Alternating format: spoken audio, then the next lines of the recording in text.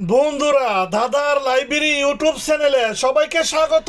আজকে তোমাদের বুদ্ধির পরীক্ষা করা হবে। দাদার সঠিক উত্তর দিয়ে জানিয়ে দাও তোমরা কে কতটা বুদ্ধিমান। স্ক্রিনের মধ্যে তোমরা তিনটি ছবি দেখতে পেরেছো, দোলনা, কোয়েল এবং লবণ। এখন তোমাদেরকে তিনটি ছবির একটি করে অক্ষর নিয়ে একটি পাখির নাম তৈরি করতে হবে। সঠিক উত্তরটি দেওয়ার জন্য তোমাদেরকে সময় দেওয়া হলো 5 সেকেন্ড।